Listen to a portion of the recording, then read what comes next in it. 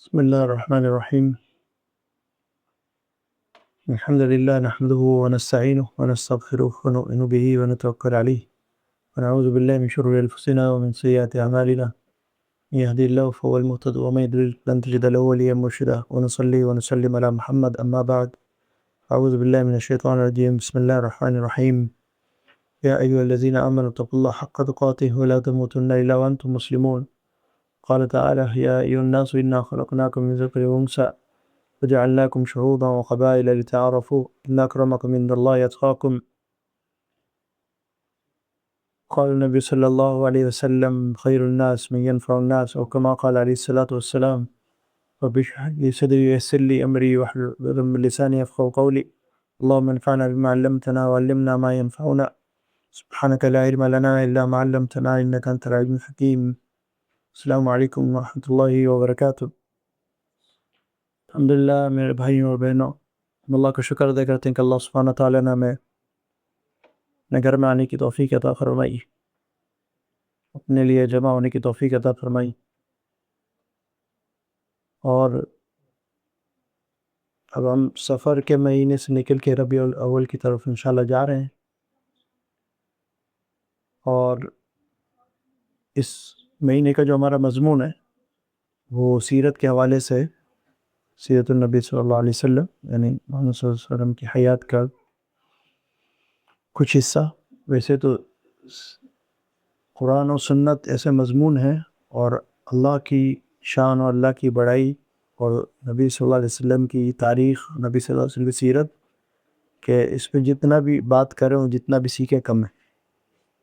لیکن آج اس مختصر سے وقت میں، آج کیونکہ ہمارے تھوڑا سا عام مہینوں سے آج ہمارا دن بھی چینج ہوا، کہ ویسے ہوتا ہے کہ فرسٹ سیٹرڈے ایوری منتھ ہوتا ہے تو سیکنڈ سیٹرڈے بنا، اور وقت بھی ویسے تھوڑا دیر سے کرتے ہیں، آج تھوڑا جلدی اور کم ٹائم بھی کسی وجوہات کی بنا پر. تو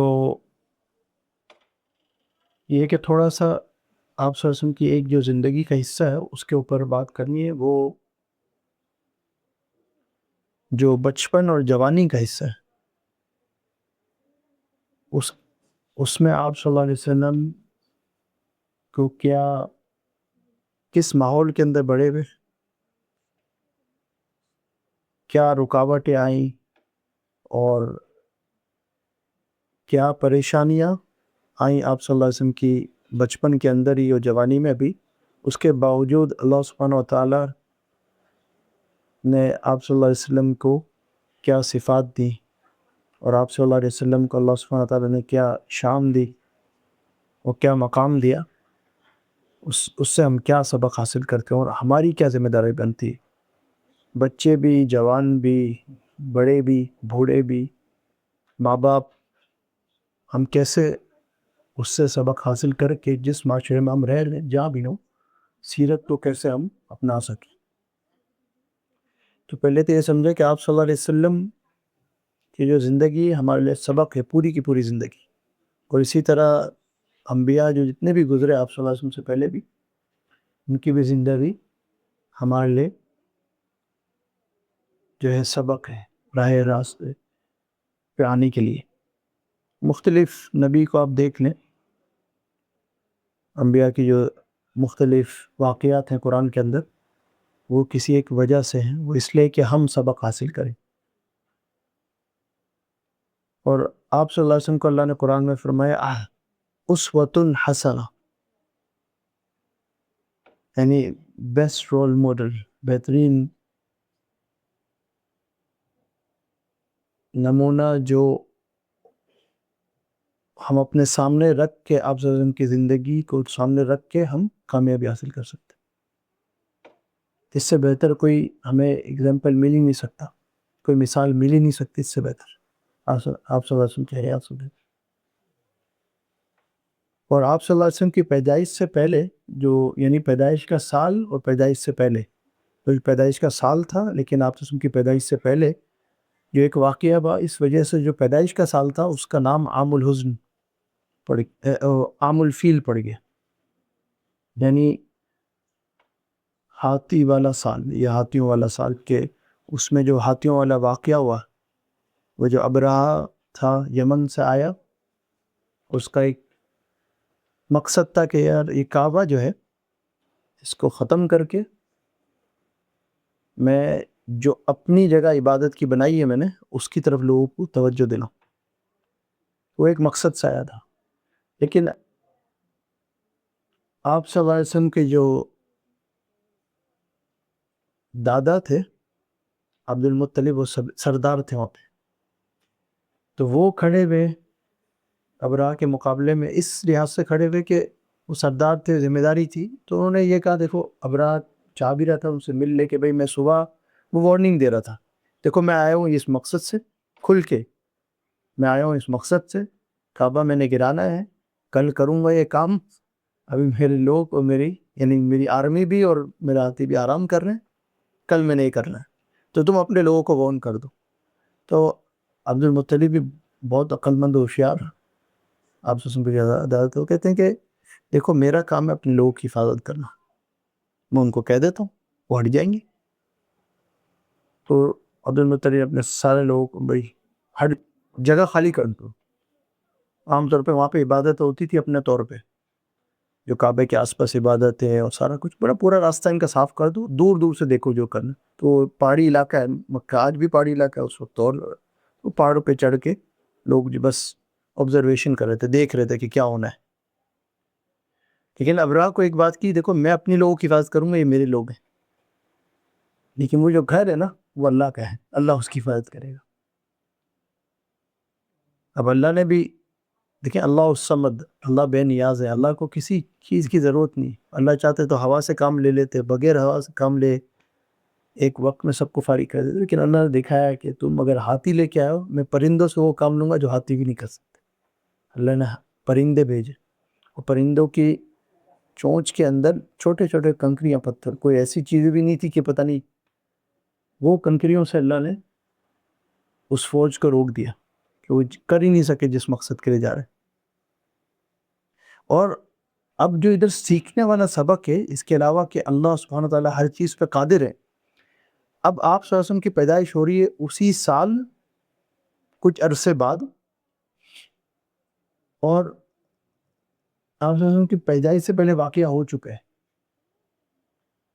اور کئی سال بعد جب قرآن نازل ہونا شروع ہوا ہے اور سورہ فیل نازل ہوتی ہے، تو اللہ سبحانہ وتعالیٰ قرآن میں کیا کہہ رہے ہیں سورہ فیل میں، أَلَمْ تَرَ كَيْفَ فَعَلَ رَبُّكَ بِأَصْحَابِ الْفِيلِ، کہ آپ نے نہیں دیکھا کہ ہم نے یہ اصحاب فیل یعنی جو ہاتھیوں والے لوگ تھے ان کے ساتھ کیا کیا.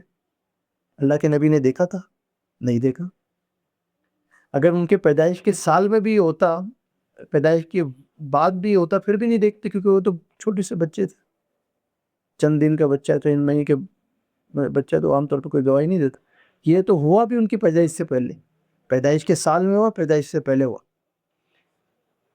تو کیسے گواہی. لیکن ادھر اللہ ہمیں ایک چیز بتا رہے ہیں کہ جو چیز اللہ نے فرما دی، یعنی جو واقعہ اللہ نے فرما دیا، جو بات اللہ نے کہہ دی، وہ ایسی ہے کہ ہم اپنی آنکھوں سے دیکھ رہے ہیں، بلکہ اس سے بھی زیادہ سچ ہے. کیونکہ عام طور پہ کیا ہوتا ہے، کبھی ہم کوئی چیز دیکھتے ہیں، کہتے ہیں پھر لوگ کہے نہیں بھائی یہ تو آپ نے جو دیکھا وہ آپ کو کچھ غلط فہمی ہوئی. جب ہمیں کوئی ثبوت دکھا دے بھائی آپ نے جو دیکھا وہ ایسا نہیں تھا، بعض دفعہ نہیں ہوتا کہ جلدی میں کچھ دیکھا تو پھر میں نے تو یہ دیکھا تھا، پھر لوگ کہنے نہیں آپ نے یہ نہیں یہ دیکھا ہوگا، پھر انسان کہتا ہاں یار شاید یہی دیکھا.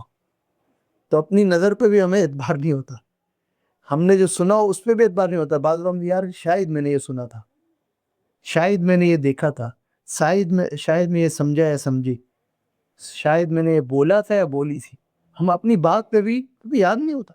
انسان لمیٹڈ ہے اور کمزور ہے انسان، لیکن اللہ کی بات سچ اور حق ہے.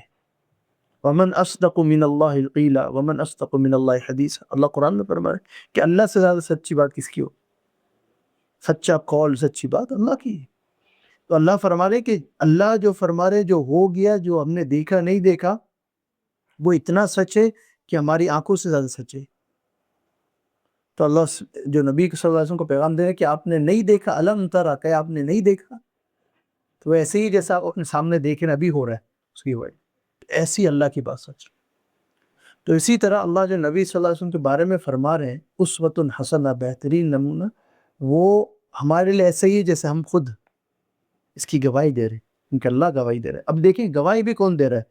جو اللہ سے زیادہ عالی شان کسی کی نہیں. کوئی اللہ، یعنی سورہ اخلاص اللہ کی تعریف بیان کر، قل هو اللہ احد، کہہ دیں کہ اللہ ایک ہے، اللہ الصمد، اللہ بے نیاز ہے، لم یلد ولم یولد. نہ کوئی اللہ سے پیدا ہوا، نہ کسی کو اللہ نے پیدا کیا. کیونکہ کسی سے پیدا ہونا یہ بھی کمزوری ہے، کسی کا پیدا ہونا آپ سے وہ بھی کمزوری ہے. یعنی آپ کے اصول و فروع جو ہوتے ہیں، جن سے آپ آئے یا جو آپ سے ہیں، وہ آپ کو کنیکٹڈ کرتے ہیں، اس سے آپ باؤنڈ ہو جاتے ہیں. وہ کمزوری ہوتی ہے انسان کی. خوبی اپنی جگہ ہے وہ، لیکن ہم جب اللہ کی بات کر رہے ہیں، اللہ کی شان اس سے پاک ہے. اس میں ہرگز یہ تعلیم نہیں ہے کہ انسان بیچلر جی، پھر بھی مجبور تو ہوگا. انسان تو انسان ہے، انسان کی وہ مجبوری والی صفت تو جائے گی نہیں. تو انسان سمجھا نہیں یار میں تو پھر بھی آیا تو ہے نا کسی سے. آپ اس کو تو ڈسکنیکٹ کر ہی نہیں سکتے. آیا ہے انسان کسی سے تو کسی کی ضرورت بھی ہے انسان. تو بعض دفعہ انسان کہتے ہیں یار بیچلر لائف بہتر ہے، ذمہ داریوں کے بغیر، کسی کی ذمہ داری نہیں، ٹینشن. کہیں نہ کہیں ذمہ داری تو ہوگی جب تک آپ زندگی میں، ان سے آپ بچے بھی نہیں. تو انسان کے لیے خوبی نہیں ہے، اللہ کی یہ خوبی.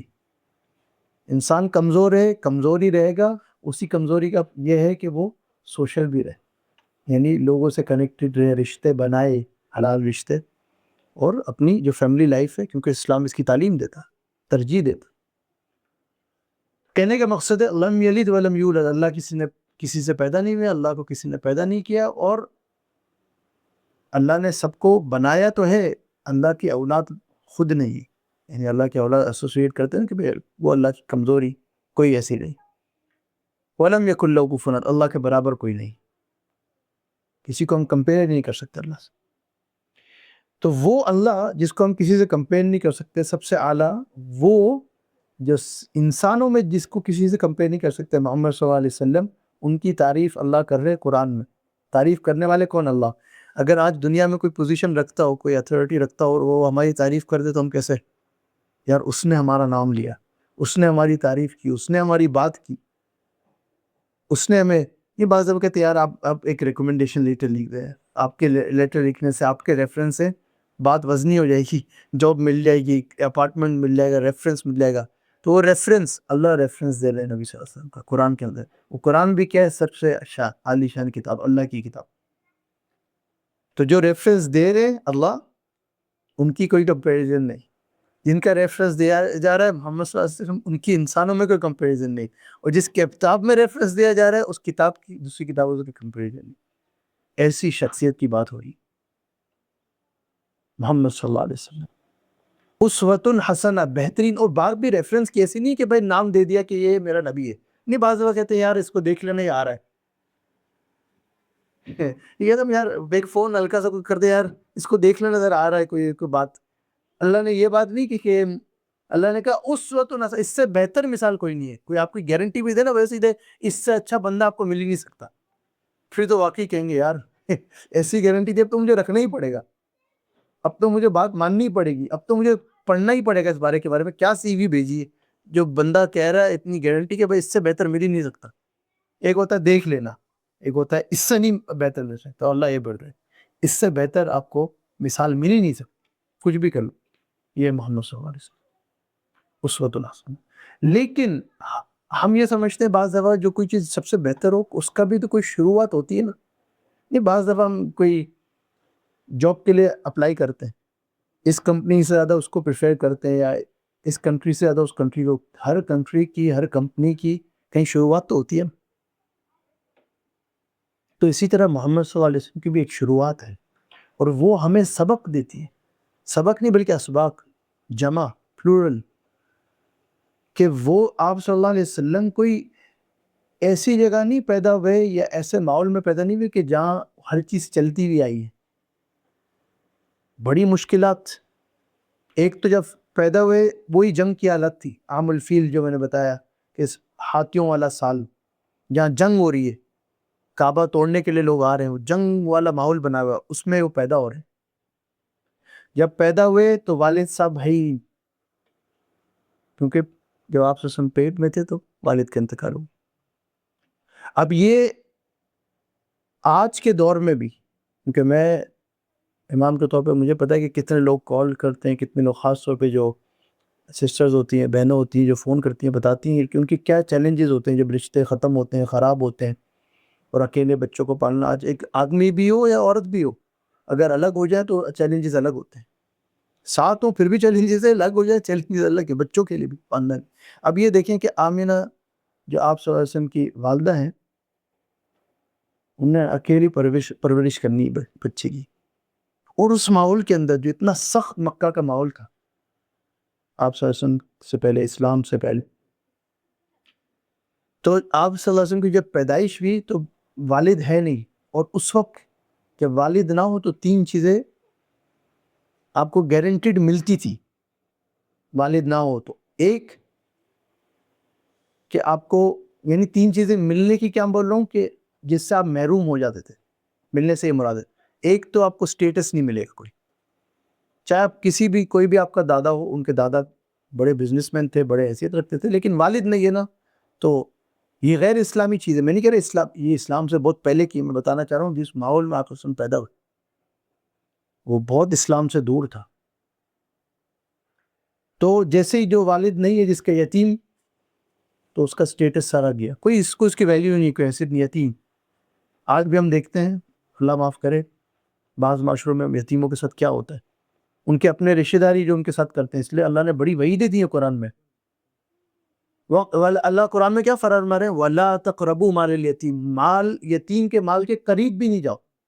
بعض دفعہ انسان پتہ کیا کرتے ہیں کہ جس کو ذمہ داری ملی ہو، بھائی ابھی میں استعمال کر لیتا ہوں، بعد میں دے دوں گا. یہ بڑی خطرناک چیز ہوتی ہے. جب ہم قریب جاتے ہیں اس کے خطرے بہت سے. کیا میں ایک ضمنی بات آ رہی ہے، لیکن میں ایک بات کرنا چاہ رہا ہوں. اگر کہیں کسی کو یہ ذمہ داری ملی ہے کہ کسی یتیم کے مال کی یا پراپرٹی کی ذمہ داری لی ہے، اس کو نہ چھیڑیں. کیوں؟ جب قرآن یہ وارننگ دے رہا ہے، بڑی خطرناک ہے. آپ کی کیا گارنٹی کہ آپ 2 سال بعد، 2 مہینے بعد چلے گئے، اور اس کی کیا گارنٹی جو آپ کے پیچھے وہ دیں گے؟ ان کو کیا پتا ہے آپ نے کیا استعمال کیا کیا نہیں کیا. تو آپ جو بڑے اس سے بیٹھے، یا وہ بڑے ہوں گے، بالغ ہوں گا، دوں گا، تو قیامت میں آپ کی پکڑ ہوگی کہ آپ نے جو استعمال کر لیا، پیچھے والوں کو پتہ نہیں ہے، پیچھے والے دیں گے نہیں، وہ کہیں گے نہیں ہمارے باپ کا تھا، تمہارے کو پالا ہم نے. یہ ہوتے ہیں اس طرح کے جھگڑے. جب مجھے بھی، میں کہہ رہا ہوں، یہ بات آتی ہے، بات سامنے میراث میں، ویراث میں. تو بچے، قرآن وعید، قرآن کہہ رہا ہے قریب بھی نہ جاؤ. اس طرح قرآن کئی گناہوں کے ایسا کہتا ہے قریب بھی نہ جاؤ. کیونکہ کیوں؟ انسان کمزور ہے. جب قریب جاتا ہے تو شیطان کہتا ہے تھوڑا اور، پھر تھوڑا اور، تھوڑا اور، پھر اتنا اندر چاہتا ہے، پھر سمجھتا ہے میرا حق ہے. گناہ کر بھی رہے ہوتے ہیں، اس کو بھی سمجھتے ہیں گناہ نہیں. یہ اور خطرناک چیز ہے. گناہ کر رہے ہو کہ گناہ نہیں ہے، کیونکہ وہ اتنی عادت ہو گئی گناہ کی، کیا وہ گناہ کو گناہ بھی نہیں سمجھتے. قرآن، انسان، اللہ ہماری نیچر کو جانتا ہے، اللہ نے پیدا کیا ہے. کیونکہ میرا اس سے بھی تعلق ہے اس فیلڈ سے کہ میں ریمانڈ اور کسٹڈی میں، جیل میں جا کے عام طور پر لوگوں کو ملتا ہوں. تو بعض لوگ یا بہت سے لوگ اس لیے یہ کہتے ہیں کہ یار ہم تو پہلی دفعہ کر رہے تھے، یہ پہلی دفعہ یہ ہوا ہم سے. لیکن وہی بات آ رہی ہے نا کہ اللہ آپ کو کہہ رہا آپ قریب بھی نہ جاؤ. پھر ہم قریب گئے، ہم نے خود اپنی وہ باؤنڈری کو توڑا، خود اپنے آپ کو سمجھ رہے ہیں کہ ہم تو ترم خان، ہمارے کو تو کچھ نہیں ہوگا، ہم غلط صحبت میں بیٹھے، ہم نے تو کچھ نہیں کرنا، ہماری تو پرورش اچھی ہوئی ہے، ہمارا تو نام اچھا ہے، صحبت اچھی نہیں ہے تو کیا ہوا، ہم بدلیں گے ان کو. تبدیلی آ جائے گی. تبدیلی آپ نہیں آئے گی اگر، کیونکہ ہم کمزور ہیں. اللہ میں بتا رہا خلق الانسان ضعیف. تو آپ صلی اللہ علیہ وسلم یتیم تھے، تو سب سے بڑا ان کو چیلنج کیا ہوا کہ ان کو کوئی سٹیٹس نہیں. دوسرا کیا چیلنج ہوا؟ کیونکہ آپ یتیم ہو، تو وہ جو میں یہی بات کروں اسلام سے پہلے ان کو میراث میں بھی کچھ بھی نہیں ملتا، یعنی جو ان کا ورثہ ہوتا ہے وہ بھی نہیں دیا جاتا. یتیم کو ورثہ بھی نہیں دیا جاتا، تو ورثے سے بھی محروم کر دیا ان کو. تیسرا کیا مسئلہ ہوا کہ ان کو سیفٹی بھی وہ نہیں ملتی جو دوسروں کو ملتی، کیونکہ باپ نہیں ہے نا. چلو دادا نے اپنے طور پہ پروٹیکشن کی، چاچا نے اپنے طور پہ پروٹیکشن کی، ماں جو کر سکی کری، لیکن وہ پروٹیکشن جو ایک والد کرتا ہے، اور خاص طور پہ اس زمانے کے اندر جہاں پہ اس چیز کو سمجھا ہی جاتا. تو یہ 3 چیلنجز آپ سے کو ملے ہی، شروع سے ملے. جو میں ملنے کا کہہ رہے تھے نہیں، محروم ہوئے، لیکن وہ ملے ان کو. یعنی میراث سے محروم ہوئے، سٹیٹس سے محروم ہوئے، لوگوں کے نزدیک سٹیٹس، اللہ کے ہاتھ ان کا اس سے بڑا سٹیٹس ہی کسی کا نہیں ان سے بڑا. اور وہ جو ایک سیفٹی معاشرے میں ہوتی ہے، ایک ایک حفاظت آپ کو ملتی، وہ نہیں بھی. لیکن اس کے باوجود اللہ نے ان کو کیا عالی شان نصیب فرمائے، اور ان کے ساتھ کیا ہو رہا ہے. اور پھر اس سے بچانے کے لیے ان کی والدہ نے ان کے ساتھ کیا کیا کہ ان کو کہیں اور بھیجیں اچھے ماحول کے اندر، تاکہ ان کو اچھی ہوا ملے، اچھی غذا ملے. تو ماں سے بھی دور رہے چند سال.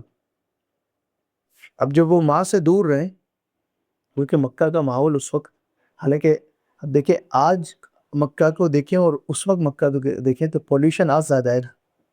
1400 سال پہلے تو وہ پولیوشن ہم سوچ بھی نہیں سکتے. لیکن پھر بھی باہر کی گاؤں کی ہوا کو مکہ سے زیادہ پیور سمجھا جاتا تھا. اس لیے اس پولیوشن سے بچانے کے لیے اس گاؤں یعنی شہر کے، اس وقت کا شہر سوچو اور آج سوچو، تو اس وقت کے شہر کی آبادی سے بچانے کے لیے گاؤں میں بھیج دیا، یعنی دیہات کے اندر، تاکہ وہاں پہ اچھی غذا ملے، ایکولوجسٹ جس کو ہم کہتے ہیں، نیچرل غذا ملے، نیچرل تربیت ہو، اس کے لیے بھیجے. قربانی دی ان کی والدہ نے. وہ سب اس ٹائم پہ کرتے تھے. لیکن اس کے اندر بھی ایک چیز سامنے کی آئی کہ کوئی لینے کو تیار نہیں. جو لوگ سارے پہلے آئے، سارے دوسرے بچے لے کے چلے گئے. حالانکہ عبد المطلب جو ان کے دادا ہیں وہ کہہ رہے ہیں میں دوں گا اس کا ہی، بس میں گارنٹی دیتا ہوں. لیکن وہی میں نے بات کی نا، سٹیٹس جب والد نہیں ہے تو سٹیٹس وہ بات نہیں ہوتی. تو عبد المطلب گارنٹی بھی لے رہے، پھر بھی کسی نے نہیں لیا ان کو. سارے لوگ دوسروں کو لے کے چلے گئے، جو باپ کی یعنی جن کے والد زندہ تھے ان بچوں کو لے کے چلے گئے.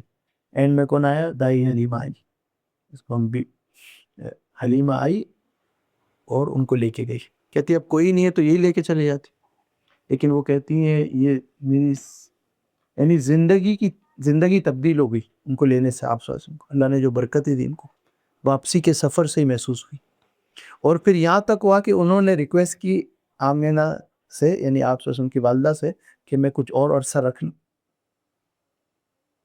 تو کچھ اور عرصہ بھی انہوں نے رکھا، اور اس پہ بھی انہوں نے قربانی دی. جب وہ اپنے والدہ کے پاس واپس آئے،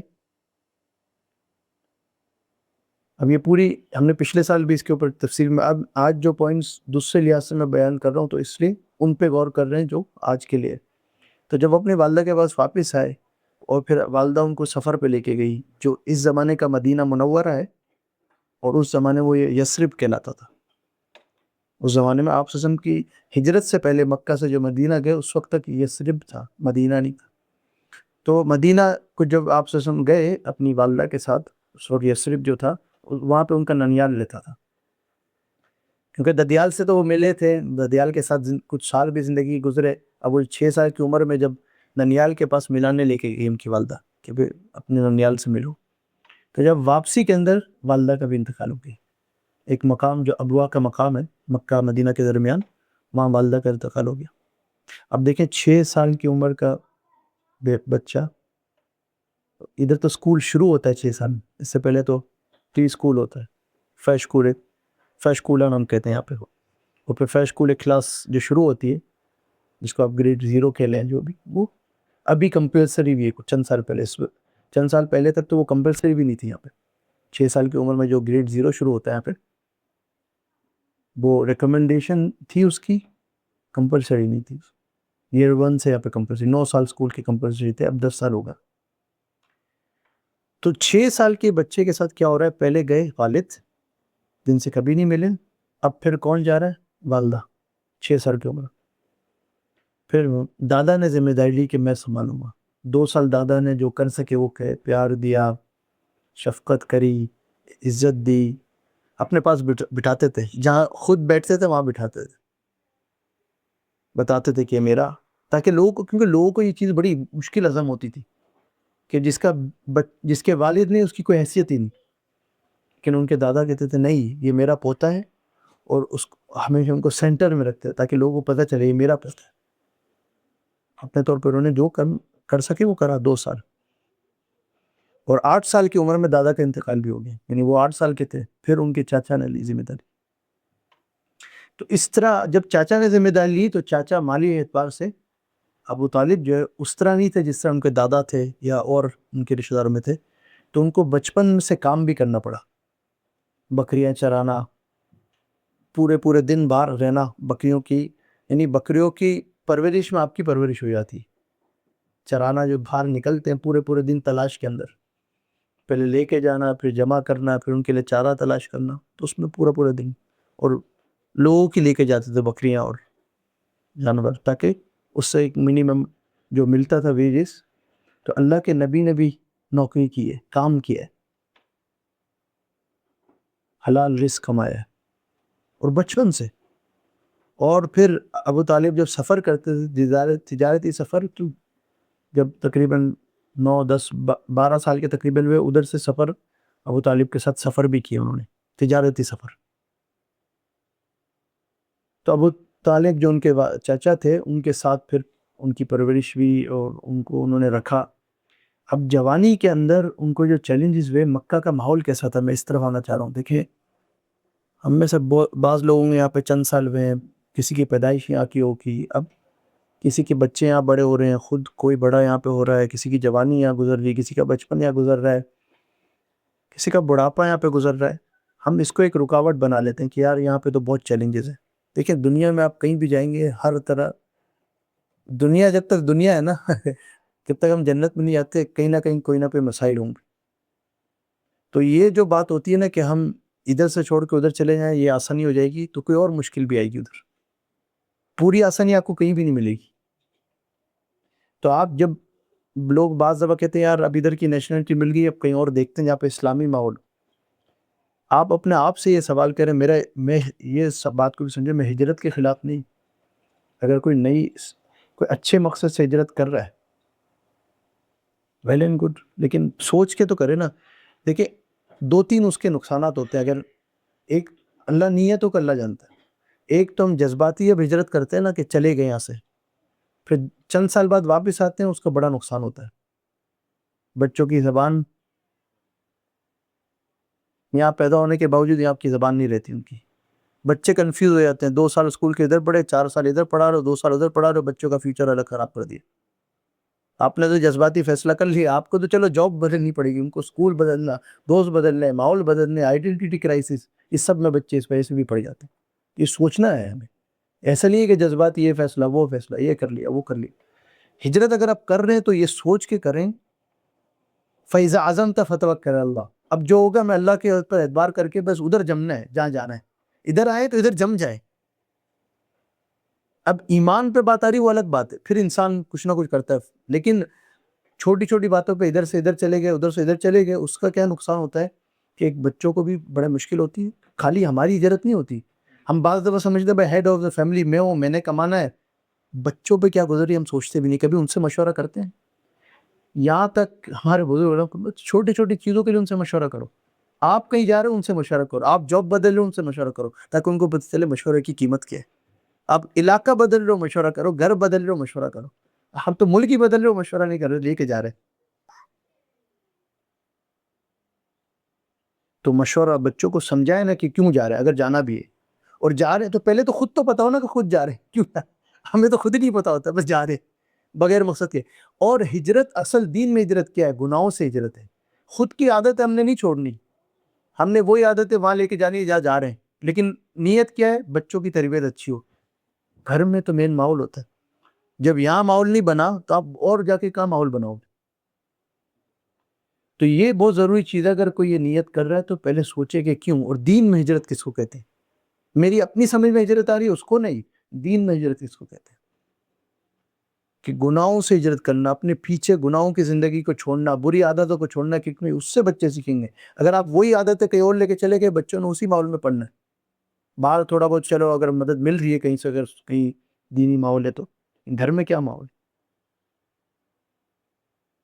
تو یہ بہت ضروری چیز ہے. آپ سے ہم کو سوشل لائف کے اندر بڑے نوجوانی کے طور پہ ہم کہتے ہیں نا بہت ماحول خراب ہے. ننگا پن ادھر تھا. کعبے کا طواف ننگا ہو کے ہوتا تھا. ادھر تو کم سے کم عبادت گاہ میں تو لوگ کپڑے پہن کے جاتے نہیں جاتے، کم سے کم اتنا تو ہے نا، یا جتنا بھی ڈھک لیتے ہیں چلو بعض دفعہ بعض جگہوں پہ. لیکن وہاں پہ کعبے کا ننگے ہو کے طواف ہوتا تھا. وہاں پہ الکوہل کی کوئی رکاوٹ نہیں. یہاں پہ تو چلو پھر بھی سسٹم بلاؤ میں مل رہی ہے 18 سے. وہاں پہ کوئی جو بھی پی رہا ہے، پیلا پلانا چل رہا ہے، ڈرگز وہاں پہ چل رہے ہیں، رشوت وہاں چل رہی ہے، سود وہاں چل رہی ہے. اس ماحول میں اللہ کے نبی بڑے ہو رہے ہیں. لیکن کیونکہ اور اسٹیٹس کے لحاظ سے دیکھیں یتیم ہے، ورثہ الگ نہیں ملا ہوا، تو ہم کہتے ہیں نا یار مالی بعض دفعہ کیا ریزن دیتے ہیں کہ بھائی لوگ غلط ماحول میں پڑ گئے، پیسے نہیں، اسٹیٹس نہیں ہے، تنگ رہتے ہیں، پیسے کم ہے، فیملی تنگی میں چل رہی ہے، یہ سب چیزیں آپ وسلم کی زندگی میں تھی، لیکن غلط ماحول میں نہیں گئے، اپنے جمے رہے کہ نہیں. بعض دفعہ یہاں تک ہو جاتا تھا کہ اپنے آپ کو آئسولیٹ کر دیتے تھے، وہ غار کے اندر چلے جاتے تھے اور غار کے اندر جا کے اپنے آپ کو وہاں پہ حفاظت میں رکھ لیتے تھے کہ میں. تو یہ بھی کبھی کبھی ہمارے بچوں کو سیف سپیس کی ضرورت ہوتی ہے. تو ہمارے بچے اگر ہم آج دو جاب کر رہے ہیں اور اب اپنی چیزوں میں لگے ہوئے کہ ہم یہاں پہ کیسے سیٹ ہوں، لیکن بچوں کے جو چیلنجز بچوں کے ہو رہے ہیں وہ کبھی ہم پوچھے تو ان کے ساتھ بیٹھ کے، تاکہ ہم ان کو سیف سپیس دے سکیں. ان کو ضرورت ہے سیف سپیس کی، تاکہ جا کے وہاں پہ کھل کے وہ سوال بھی کر سکیں، کھل کے بتا بھی سکیں. آج اندر ہی اندر ان کے سوال ابل رہے کہ باپ کا الگ پیغام ہے، ماں کا الگ پیغام ہے، دوستوں کا الگ پیغام ہے، اسکول کا الگ پیغام ہے، معاشرے کا الگ پیغام ہے، سوشل میڈیا پہ الگ ہے. تو کہاں جائیں گے؟ وہ آئیڈینٹی کرائسس کے اندر، وہ ایسی کرائسس میں ہے بچے بعض دفعہ جس میں ہم نے سوچا بھی نہیں تھا آج کل کی ماحول پہ. اور یہ یہاں کا مسئلہ نہیں ہے، یہ دنیا بھر کے اندر. آپ سوچ رہے ہیں یہاں سے بچ کے کہیں اور چلے جائیں گے. مسلمان ممالک جس کو آپ مسلمان کہہ رہے ہیں، میں کسی ایک ملک کو نہیں لوں گا، وہاں جو چیلنجز ہیں یونیورسٹیز کے اندر، کالجز کے اندر، سکولز کے اندر، روڈوں کے اوپر، ہمیں خود معلوم ہے، آپ کو معلوم ہے، روزانہ کی خبریں ہیں. تو ہم ہمیں اپنے آپ سے شروع کرنا ہے. اللہ کے نبی نے اپنے آپ سے شروع کیا تھا. یہ آج کی سیرت کا پیغام ہے، اپنے آپ سے شروع کریں. اللہ کے نبی کے آس پاس سارے یہ ماحول تھے، جھوٹ، سود، دھوکے بازی، لڑائی ہے، جنگ. لیکن اللہ کے نبی نے اپنے آپ کو ایسا بنایا کہ مختلف موقعوں پہ، یہ نبوت سے پہلے کی بات کر رہا ہوں، نبوت سے بھی پہلے خود مختلف قبیلے ان کو بلاتے تھے فیصلہ کرنے کے لیے. کیونکہ میں نے جیسے کہا نا کہ کعبہ تو پہلے سے بنا ہوا تھا، کس نے بنایا؟ ابراہیم علیہ السلام نے اسماعیل علیہ السلام کے ساتھ مل کے اللہ کے حکم سے وہ بنایا. اس سے بھی ہمیں پتہ چلتا ہے کہ جب ہم کہتے ہیں کہ یہ جو ابراہیمی مذہب ہے، یعنی جو چاہے وہ یعنی عیسائیت ہے یا یہودی ہیں یا مسلمان ہے، عام طور پہ لوگ کہتے ہیں انٹرفیت کے اندر بھئی یہ ابراہیم مذہب. اگر دیکھیں ہمارا کنیکشن ابراہیمی مذہب سے سب سے مضبوط ہے. اللہ یعنی جس گھر کی طرف ہم توجہ ہو کے، یعنی عبادت تو اللہ کی ہے، لیکن جس کی طرف ہم متوجہ ہو رہے ہیں دن میں 5 دفعہ اور حج و عمرے کے اندر، وہ ابراہیم علیہ السلام اور عیسیٰ علیہ السلام کا بنایا. کہ ہمیں نسبت بتا رہے کہ کیا نسبت ہے ہماری. تو ادھر جو ماحول تھا اور اس طرح اس کے اندر آپ صلی اللہ علیہ وسلم نے اپنے آپ کو بچایا، تو یہ ہمیں امید دلا رہا ہے کہ ناممکن نہیں ہے. لیکن ہمیں سمجھنا ہے ممکن کیسے ہو سکتا ہے. یہ چیز میں آج بتانا چاہ رہا ہوں آپ کو. ممکن ایک طریقے سے ہو سکتا ہے، اس کے کوئی دوسری رائے نہیں ہے. وہ ہم یہ سمجھ لیں، چاہے ہم خود بچے ہیں یا خود جوان ہیں یا خود ماں باپ بڑی عمر میں سوچ رہے بچوں کی پرورش. کیونکہ بعض جب ہم بچوں کی پرورش میں خود ہار جاتے ہیں یا نوجوان خود ہار جاتے ہیں، یار نہیں ہوتا، بس ہو گئی.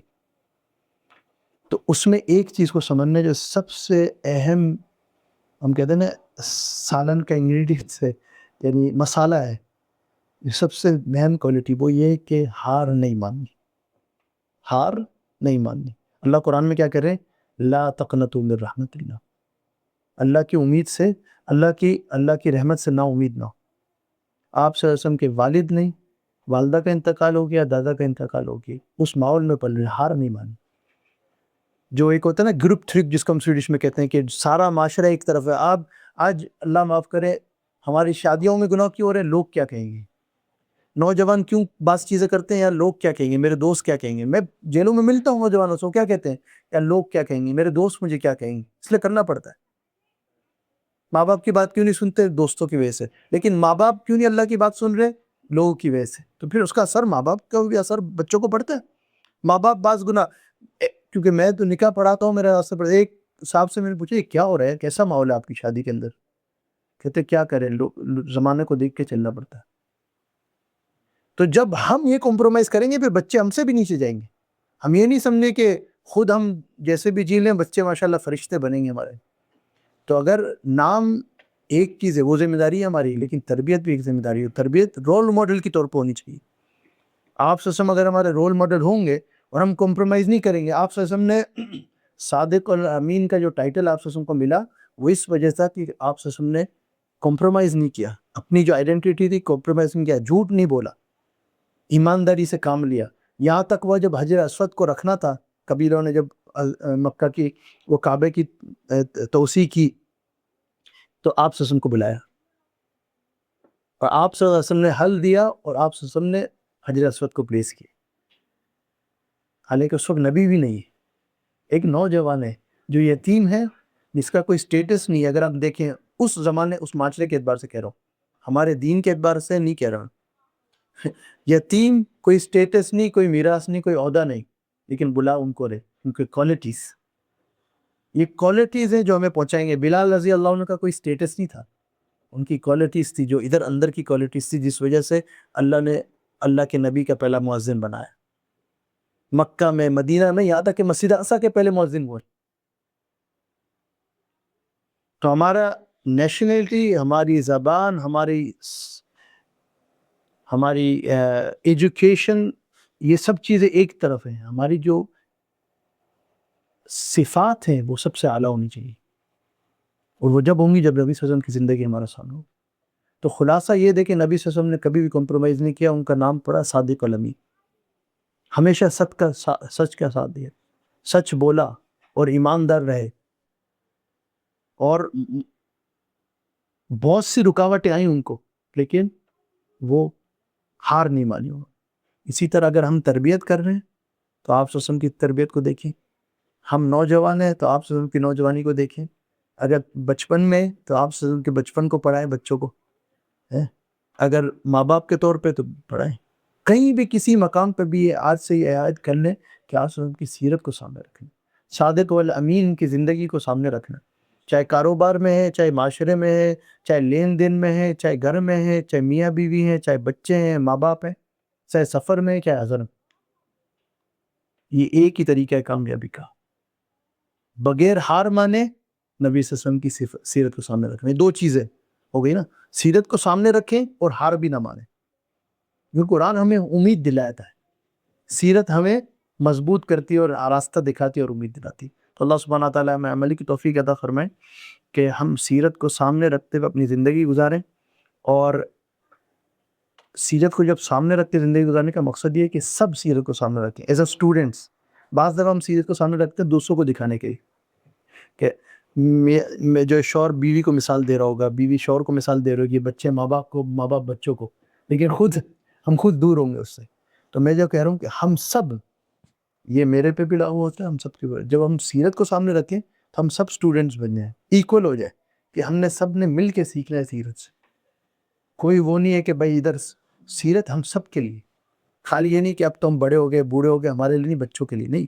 سیرت کے سب اسٹوڈنٹس بن کے زندگی گزارے تو انشاءاللہ جس معاشرے میں بھی رہیں گے, اللہ سبحانہ تعالیٰ سے امید ہے کہ انشاءاللہ یہ کہہ سکیں گے ہم نے اپنی پوری کوشش کی کہ اللہ کے نبی کی طریقوں کو زندہ کرنے کی, اپنے میں بھی اور اپنے آنے والی نسلوں میں. اللہ سبحانہ تعالیٰ عمل کی توفیق عطا فرمائے. سبحان اللہ و بحمدہ, سبحانک اللہم و بحمدک, نشہد ان لا الہ الا انت, نستغفرک و نتوب الیک.